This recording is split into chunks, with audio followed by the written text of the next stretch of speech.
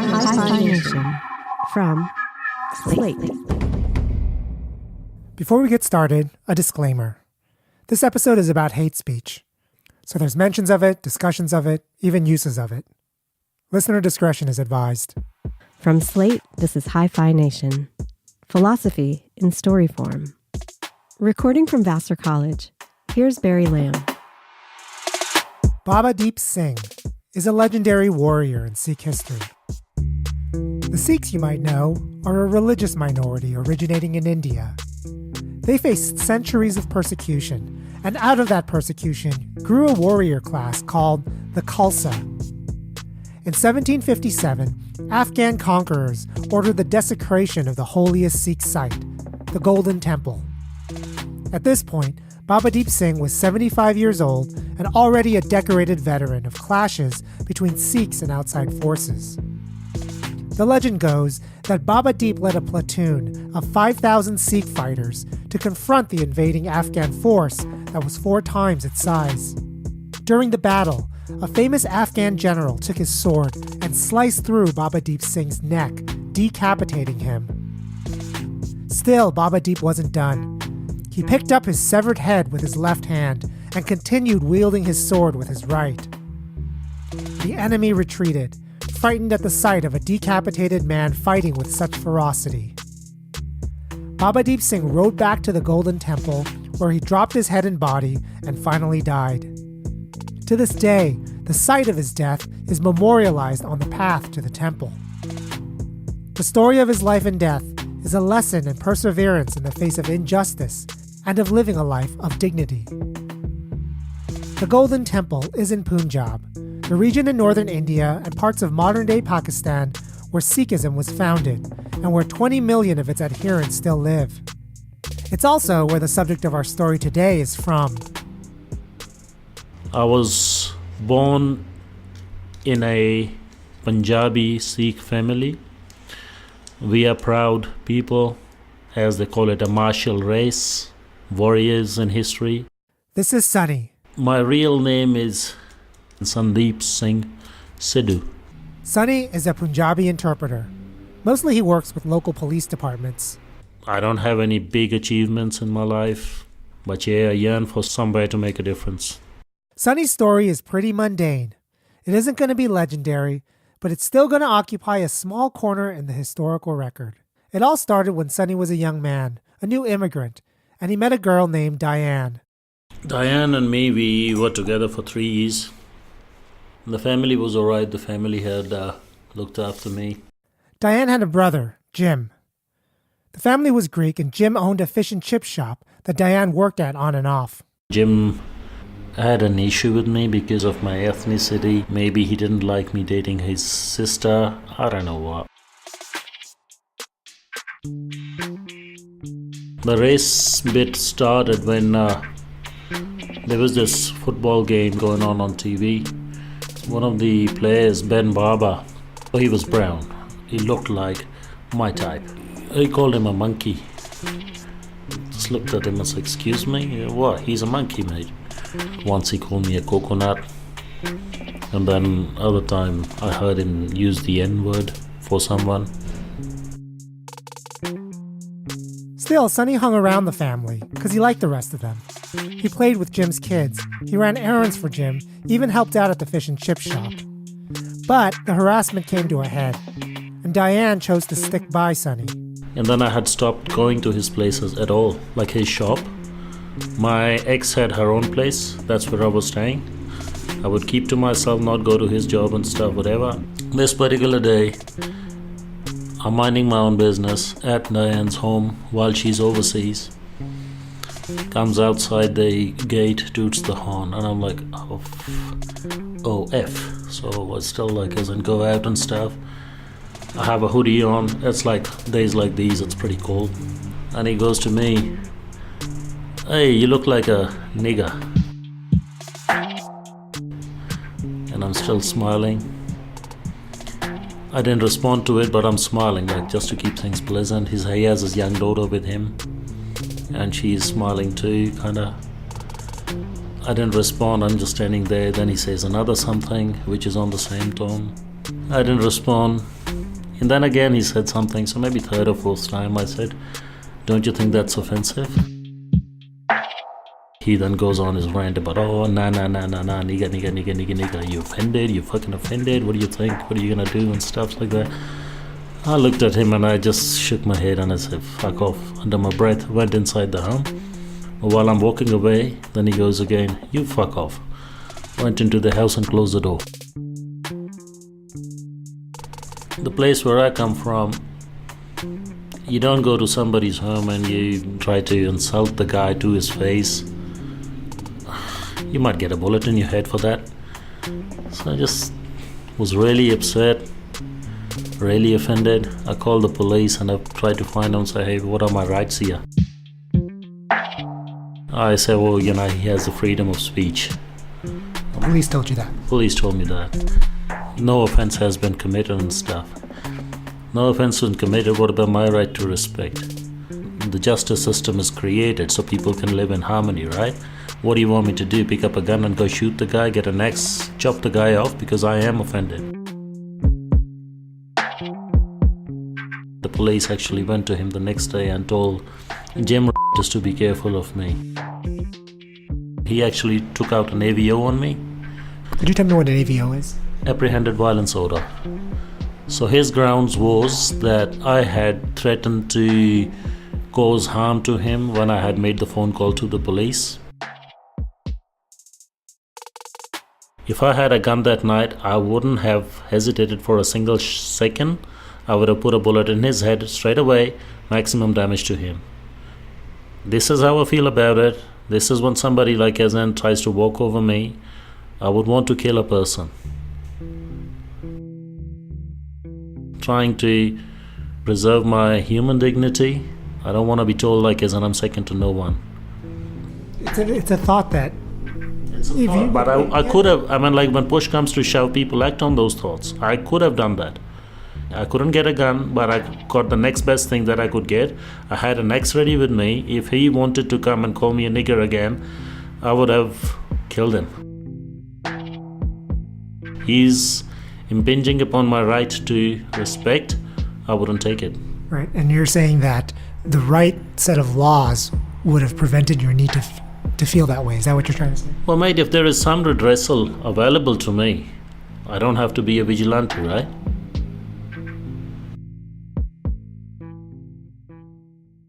It's interesting that threatening violence is a crime, warranting police intervention, but a racist slur isn't. It's interesting because threats are speech too. They aren't literally violent any more than an epithet is. If what you mean by violence is a physical assault. I suppose you could say that threats lead more to violence than racist epithets, but is that even true? Like, what are the stats supporting that claim? Threats as speech are supposed to induce a fear of injury. So when threats are criminalized, it's saying that the fear of injury is so bad that law enforcement is supposed to protect people from it. If you're the victim of a racist epithet, though, the result isn't fear of injury. It's actually injurious. That's the point of insults generally. Their aim is to injure. The law makes it sound like fear of physical injury is much worse than the actual injury that results from racial epithets. If there's a reason for that, it certainly doesn't come from psychological research comparing the harm of fear with the harm of racial epithets. The results of both are pretty well documented to be equally ugly. No, the reason for the difference is that we happen to have free speech protections in this country, and injuries from hate speech are supposed to be an acceptable side effect, the cost of having free speech. But Sonny doesn't live in America. None of this happened in the US. It happened in Australia. I'm Tim Soutphommasane, and I'm Race Discrimination Commissioner at the Australian Human Rights Commission, which is Australia's national human rights watchdog.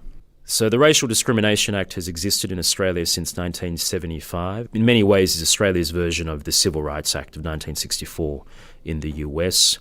But for the first 20 years of its operation, the law was silent on acts of racial abuse or harassment. So it outlawed discrimination in employment, in the provision of goods and services, but if people received racial abuse or harassment on the street, they couldn't turn to the legislation to take any action. So that changed in 1995. So under the law, anything that is reasonably likely to offend, insult, humiliate or intimidate someone or a group of people because of their race is prohibited. This is known as Section 18C. 18C is part of federal law, not state law. And it's a civil issue, not a criminal one. What this means is that the police can't do anything for you. You have to take someone to federal court for violating your civil rights. So here's a country, quite different from our own, where it's possible to sue someone for calling you the N-word. And that is exactly what Sonny did. I went on, hired a lawyer. It took about a year. Here's the process. You take a complaint against someone to the Australian Human Rights Commission. The commission calls the other party, gets both sides of the story, and brings them together to try to adjudicate. They try to get an apology or some compensation. Only when all of that fails do things end up in a federal court. It happens very rarely. There'd only be 2 or 3% of complaints which end up in court. When you say 2 to 3%, 2 to 3% of what? Can you give me some ballpark numbers about total complaints? Well, numbers fluctuate from year to year, but in general, we'd be talking between about 120 to 170 complaints of racial hatred every year. To give you some context, the population of Australia is about the population of the state of Texas, about 26 million. And it's about 70% white, 30% non-white. So annually, the cases that go to court are about a handful, 3 or 4. I just wanted this to end. I just wanted an apology, to tell you the truth. I just wanted this guy to mend his ways. Subjective experiences of harm under Australian law do not determine that the law has been breached. The first thing a judge looks for is whether it occurred in public or private. Only public acts of racial abuse violate the law. Then the judge has to figure out who to believe. Sonny claimed 2 instances of racial abuse in court. The first is when Jim called him a coconut. The second was the incident with the N-word. It's not enough that Sonny was offended. The judge had to find that any reasonable person of Indian descent would be offended in the same circumstances. It's interesting here because the judge ruled with Sonny on the use of the N-word, but against him on the word coconut. The judge actually described what he did. He looked up coconut in 3 different English dictionaries and then looked up websites that described racial insults in Australia. He found that coconut was sometimes used to say that someone was brown on the outside but white on the inside, like saying a brown person is betraying their heritage. Then he found that coconut was a slur against Aboriginal people, but not South Asians or Indians. He also found that sometimes white people call each other coconut. So on that basis, the judge ruled that a reasonable, objective person of Indian descent isn't likely to be offended by the word coconut. On the other hand, the judge had no problem ruling that the N-word was likely to offend a reasonable, objective South Asian, though he also had to quote a few dictionaries to support that. What was left then was whether the effect of the slur was, quote, serious and profound. For 1 year, I was under so much of stress. Physically, it was telling on me. Mentally, it was telling on me. I had a condition at that time whereby my immunity was attacking my own body, and that got worse. And finally, was the use of the word covered by the law's free speech provision? So this is Section 18D. 18D protects anything that's artistic work, public discussion, or anything that's a fair comment or fair reporting on a matter of public interest is exempt, provided it is done reasonably and in good faith. So what you have in the law as it currently stands is a balancing between 2 different freedoms, a freedom from racial discrimination and hatred, and a freedom of expression on the other hand. The judge did not find any artistic or public policy merit in Jim's use of the N-word, and ruled that the effects the speech had on Sonny were serious enough to warrant a judgment in his favor. So Sonny won the case. He got $2,000 from Jim. Did he pay the $2,000? Yeah, he paid the 2,000. He paid the court case and stuff. I was hell-bent on getting that money at that time. But more importantly, the judge wrote that Sonny's case occupied, quote, the lowest end of the range of conduct which might attract the language of the law. It was the first case in Australia where the court ruled against someone for a single use of a racial slur in a confrontation on the street between two people, thus setting a precedent for the future. Now, Australia has a different tradition around free speech when compared to America. We don't have anything equivalent to the First Amendment. Freedom of speech is not an unqualified or absolute freedom. It is subject to all manner of restrictions, and the way that the Australian Parliament has legislated on these matters has been to conduct a balancing act between different freedoms that may be in competition. We have had extensive debate about these laws over the past 4 or 5 years, but every significant opinion poll that's been conducted has shown a clear majority of Australians back the status quo. 78% of a nationally representative sample said that they believe it should remain unlawful to offend, insult, humiliate or intimidate someone because of their race. In my country, hate speech is protected. What do you mean? It means that there is absolutely no legal action anybody can take for just speech. What if like somebody calls another person something that he doesn't have no control over? What can that person do? Just a fist fight or a guns or whatever? That's it. There's nothing you can do. And that's the difference between Australia and the United States. I thought like as in America, having been a country which has had a way longer immigration history, I would have hoped that in America, people's right to respect would be more protected than it is in Australia. So I'm really sorry to say, like, that is not a great country than what we hear on TV all the time. It's somehow it's failing its people.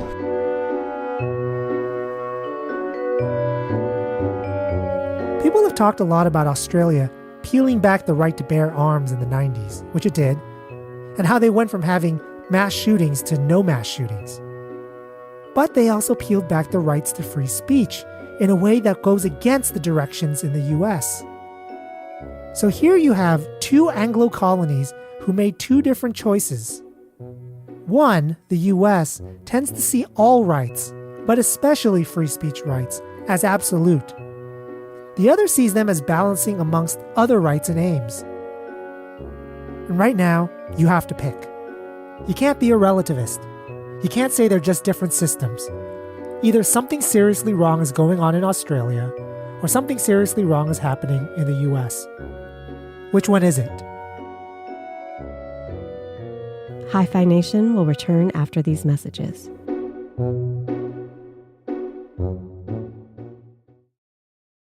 My name is Jeffrey Howard. I'm on the faculty of the School of Public Policy at University College London.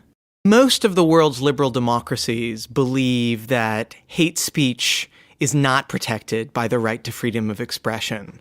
The United States differs in believing that hate speech is protected by the moral right to free speech as expressed in the First Amendment of the U.S. Constitution. Jeffrey Howard is the philosopher today who will represent the Australian position. His view is that speech is like anything else that can cause harm to others, so legal prohibitions on hate speech can be justified. I'm Seana Shiffrin. I am the chair of the philosophy department and a professor in philosophy. And I'm also the Pete Cameron Professor of Law and Social Justice at UCLA. Seana Shiffrin is the philosopher today who will represent the American position. Her view is that by and large, the U.S. legal system has it right about what morality requires in terms of freedom of speech. I do think these countries get it wrong, but I think it's a really hard call. Let's start with the moral justification for the American system. There's this fiction coming from the way some Americans fetishize the Constitution, that protections for freedom of speech sprung fully formed from the morally enlightened heads of the Founding Fathers. True, the First Amendment was written and submitted in 1789, But it took over 2 centuries of legislation, litigation, trial and error, and scholarship to get to the point where we are today. All of the things we take for granted as being protected under the First Amendment had to be made protected by advocacy groups, courts, popular movement, or popular backlash. And most of this happened in the last 80 years of U.S. history. And things could have turned out differently. In fact, they did turn out differently. For a while. The Pledge of Allegiance was mandatory in many states as a result of legislation passed by state governments and local governments. This is between 1898 and 1940. And there had been protests to the mandatory Pledge of Allegiance for many years, but they became more widespread as a result of a radio broadcast by a prominent Jehovah's Witness minister. The attempt to compel children to salute the flag is positively wrong, for the reason it fixes in the mind of the child an image or power that ignores Almighty God, from whom salvation alone proceeds. And so the Jehovah's Witnesses, many of them, thousands of their children, started to refuse to say the Pledge of Allegiance. Well, this was not well taken. This movement kind of started right around when World War II was beginning. And many members of the American public thought that the Jehovah's Witnesses were a kind of Nazi fifth column. In Germany, the people are commanded to salute the flag and say, Heil Hitler, which means salvation proceeds from Hitler. In 1940, a challenge to a requirement to recite the Pledge of Allegiance was brought under freedom of religion principles. Gobitis versus Minersville School District was the case. It was the first of 3 cases involving Jehovah's Witnesses in the early 40s that would open up what would eventually become the American moral foundations for freedom of speech. And the Jehovah's Witnesses lost on an 8-1 vote by the Supreme Court. Freedom of religion, the court reasoned, does not include the freedom to do something contrary to the interests of the country you're in. When there's a conflict, country wins out. In fact, in one passage of the decision, the court explicitly stated that forcing a child to recite the pledge when it is contrary to the religion of their home and parents is actually one way to help counterbalance indoctrination by parents. 8 Supreme Court justices thought this reasoning was consistent with the First Amendment. It could have easily been the law of the land today if it weren't for what happened next. And the summer of 1940, following that case, across the country, thousands of Jehovah's Witnesses were beaten up and assaulted. And members of the public would approach Jehovah's Witnesses, demand that they kiss the flag or salute the flag. And when these adults refused, they were beaten up, some were tarred and feathered, some were killed, some were impaled by flagpoles. It was a horrible summer. And these episodes of violence happened all over the United States. It's just horrific. About 2,000 Jehovah's Witness kids were expelled from schools in 15 states for failing to say the pledge. In the middle of all the violence, a Jehovah's Witness man in New Hampshire named Walter Chaplinsky went out into the hostile streets and preached, as Jehovah's Witnesses do, delivering his Watchtower pamphlets. He was surrounded by a group of men taunting him to salute the flag, and when he refused, one of the men went to get a flagpole while the other guys held him down on a car. A police officer arrived just before they killed him, and the police decided to take Chaplinsky in rather than the mob. And as they did this, Chaplinsky called the marshal, quote, a damn fascist and a racketeer. The police arrested and charged Chaplinsky for use of offensive words in public. That case went to the Supreme Court in 1942, and the court ruled against Chaplinsky, saying that his speech wasn't protected because it constituted, quote, fighting words, and fighting words aren't protected by the First Amendment. There just wasn't a limit to how much the Supreme Court seemed willing to stick it to Jehovah's Witnesses with wide public support during this period. Many of the children still refused to say the Pledge of Allegiance, and there was some evidence that with some turnover in the Supreme Court, that maybe a subsequent case might come out differently. And so a new case was brought in 1943 that didn't make a freedom of religion argument, it made a freedom of speech argument. This is the famous Barnett case, West Virginia versus Barnett. The difference between a freedom of religion argument and a freedom of speech argument is subtle, but profound. If you win on freedom of religion grounds, you get to refuse to pledge so long as you have sincerely held religious beliefs inconsistent with the pledge. If you win on freedom of speech grounds, the state has no right to compel anything like the pledge in the first place. The witness children won on a 6-3 vote, and one of the most beautiful opinions in Supreme Court history was written by Justice Jackson, which referred to the idea that if there is any fixed star in our constitutional constellation, it is that no official, high or petty, can prescribe what shall be orthodox in politics, nationalism, religion, or other matters of opinion. It's a very beautiful and moving opinion. The outcome of Barnett is that no child, indeed no person in the United States, can be forced to recite the pledge. But despite my admiration for this opinion, the opinion hasn't always been thought to have been very clear. To see why, you have to understand two intuitive moral bases for having freedom of speech at all. The first is that everyone has a right to speaker autonomy, which is the right to express yourself without state punishment. The second is the right to listener autonomy, or the right not to have the government determine what speech you can listen to.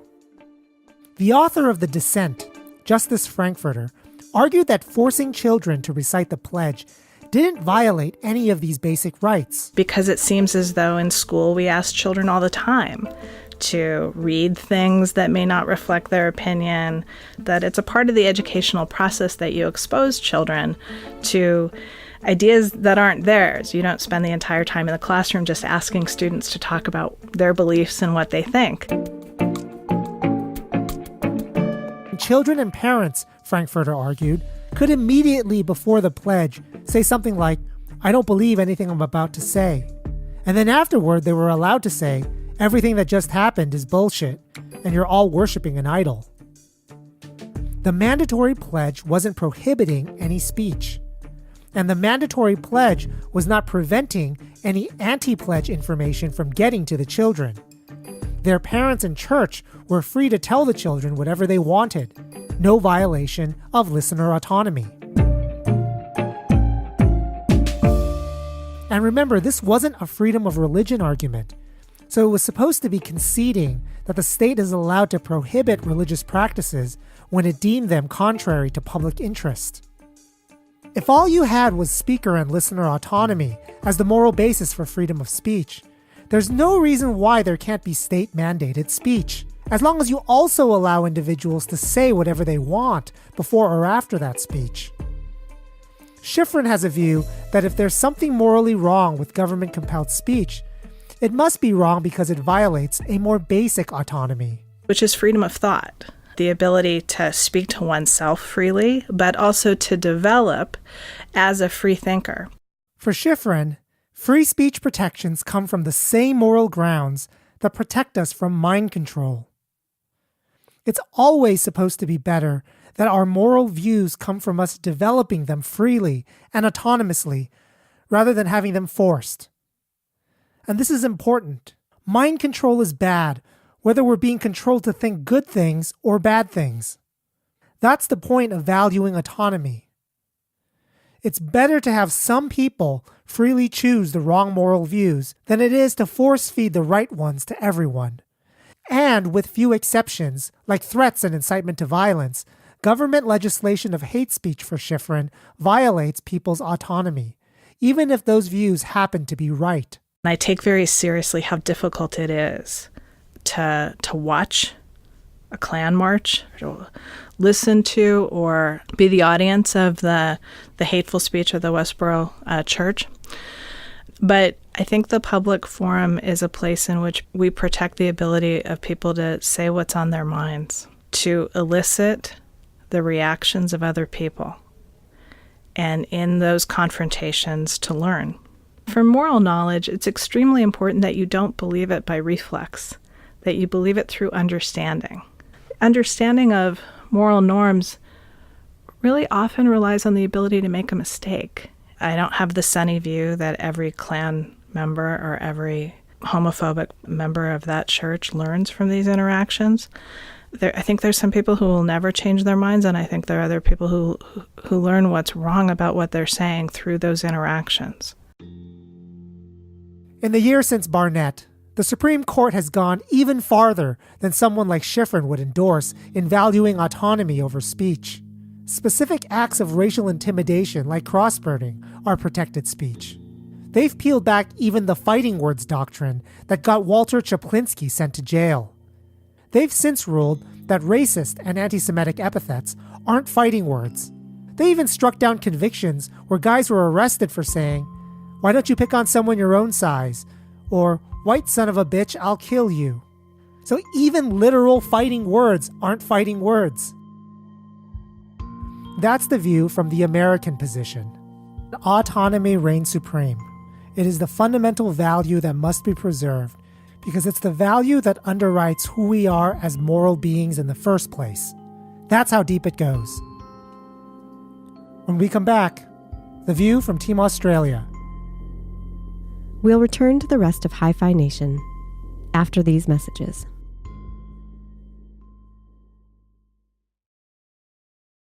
I'd like to tell you about another podcast I love. It's called 20,000 Hertz. It's all about sound.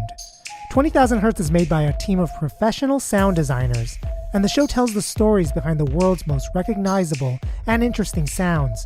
Things like how the sound of slot machines force you to keep playing, or what's the story behind the THX Deep Note, and even what other planets in our solar system might sound like.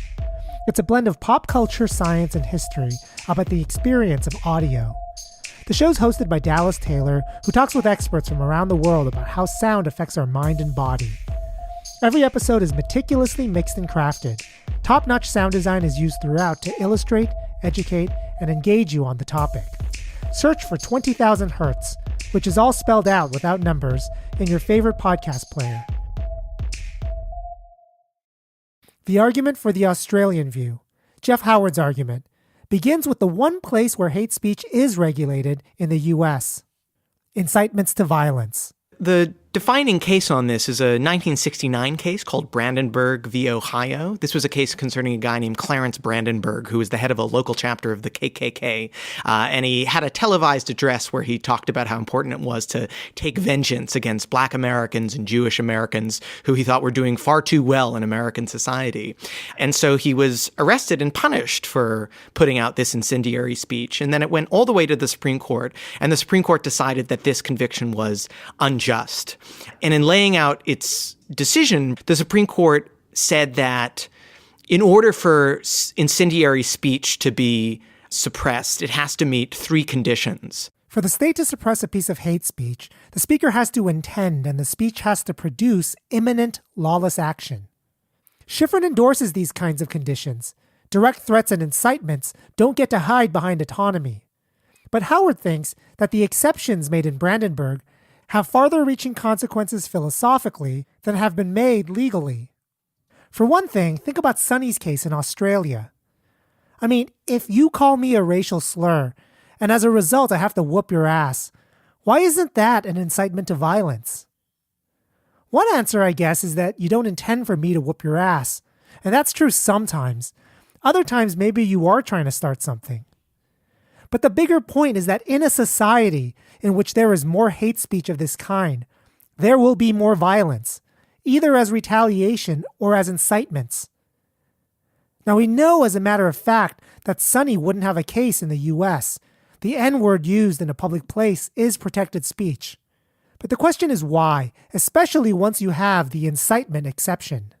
So one argument is an argument from listener autonomy. And this is the idea that any attempt by the state to censor the principles or the ideas to which citizens are exposed on the grounds that citizens just can't be trusted to hear them because they might react criminally, they might react by doing something morally objectionable, is just incompatible with viewing your citizens as big boys and big girls, adults who can make up their own mind, who can listen to tough speech and then decide for themselves. I guess one way of looking at it is that autonomy outweighs incitement in cases like this. If someone calls me a slur, I shouldn't whoop his ass. If I don't, I've made a good choice, a praiseworthy choice, a choice worthy of esteem that's an exercise in autonomy. If the government passes a law that prevents someone from calling me a slur, then I never have the choice of whether to kick the guy's ass. The government has lessened my autonomy. It's not obvious why, if you endorse that argument, you'd make any exceptions for incitement, why you'd accept these Brandenburg conditions. It looks like even if the agent is intending to produce imminent lawless action, even if it is going to happen imminently, even if it's overwhelmingly likely to happen, you might still think that listeners have an interest in being exposed to this incendiary expression so they can decide for themselves whether to act on it. So we tend to think that even if you're a member of an excited mob that's getting whipped up by some charismatic speaker, you're responsible for deciding for yourself whether you're going to act on some sinister message that you're being sold or whether you shouldn't act on it. And yet, Howard argues, the fact that even Americans are willing to punish those who incite imminent violence shows that listener autonomy isn't everything. The right to free speech admits of trade-offs. As moral agents, we don't just have an interest in being exposed to all the different kinds of arguments and ideas upon which we might act. We have also an interest as potential victims of this kind of violence. So the more incitement we let contaminate our social world, the higher a risk that we may ourselves become the victims of this kind of criminal wrongdoing that the incitement inspires. And so it seems plausible to me that our interest as listeners in exposure to dangerous views isn't absolute. We're in most cases willing to accept some kind of trade-off between the amount of dangerous speech to which we're exposed and our own vulnerability to criminal wrongdoing. And we're willing to do this far beyond the Brandenburg conditions. For instance, the Brandenburg decision wanted to limit the exceptions to imminent violence. But nowhere else do we think the state can only intervene to protect us when the violence is imminent. When a group of terrorists start planning now for an attack 2 years from now, there's no prohibition that says what they're doing must be legal since the attack isn't imminent. And nowhere else in the law do we think the state can intervene only if the perpetrator intends the violence to happen. We're perfectly happy to arrest and jail drunk drivers, even if they never intend to hit pedestrians with their cars. If we stand back and compare the kind of trade-offs we usually make between freedoms to act and vulnerability to criminal wrongdoing, we're perfectly happy to limit acts that contribute to far less violence than does hate speech, like jaywalking, sales tax evasion, even libel. Howard's argument is that once we see why it's okay to restrict speech that incites imminent violence, we should consider broader restrictions on speech that harms and risks harming others, intended, imminent, or not. This simply follows from the moral duty not to harm without a compelling justification. White supremacist speech of the sort that got Clarence Brandenburg arrested for doesn't deserve First Amendment protection, nor do YouTube videos advocating terrorism. Speech like the kind that Sonny was a victim of in Australia doesn't deserve it either. There's an assumption in Howard's argument worth investigating. It's the assumption that people really are more at risk for hate crimes in countries that allow hate speech than in countries that prohibit it. Well, it's true. There is more hate crime in America than in Australia. And that's per capita. The last bit of data we have is that there's about 10% more, and hate crimes in America have been spiking in recent years. But these numbers aren't that trustworthy. Norms for counting hate crimes are different, the demographics aren't the same, and there's just more crime overall per capita in America. It's really hard to compare different countries and determine what causes differences in hate crimes. However, in Australia, the view generally is that the prohibitions there are in some way good in themselves. Soutphommasane, Human Rights Commissioner. The Australian experience demonstrates how powerful it is for members of our society to know that the law is on their side when they experience racial hatred and racial discrimination. We shouldn't forget that when people experience racial hatred or vilification, it can prevent them from speaking out and from exercising their freedom of speech. While those from a First Amendment tradition may not intuitively or naturally see things in this way, I think that's been borne out in the experience of Australian society, which is that the law can be used by people to find a voice and to speak back against racism and hold things to account. Maybe. I started off the episode telling you about the legend of Baba Deep Singh, the heroic Sikh defender of the Golden Temple. Well, 5 years after that battle, the same Afghan force returned and blew up the temple with gunpowder. The temple today is a rebuilt structure, not the one that Baba Deep defended in 1757. Sonny Sidhu. And at the end of the day, mate, I must admit I'm defeated. I'm defeated by the system because... But you won. Mate, at the end of the day, Jim still didn't apologize. He still thinks he's a better human being because he's a Greek and I'm an Indian. So have I been able to change him? How is it that I won? I could have done much more in my life. I could have enjoyed my life much more. After having gone through that 1 year, I think, sometimes it's better to just ignore and move on. Stay tuned after the credits for a sneak peek of our Slate Plus content. Hi-Phi Nation is written, produced, and edited by Barry Lamb, Associate Professor of Philosophy at Vassar College. For Slate Podcasts, Editorial Director is Gabriel Roth, Senior Managing Producer is June Thomas, Senior Producer is TJ Raphael. Production assistance this season provided by Jake Johnson and Noah Mendoza-Gut. Visit hiphination.org for complete show notes, soundtrack, and reading list for every episode. That's HIPHI nation.org.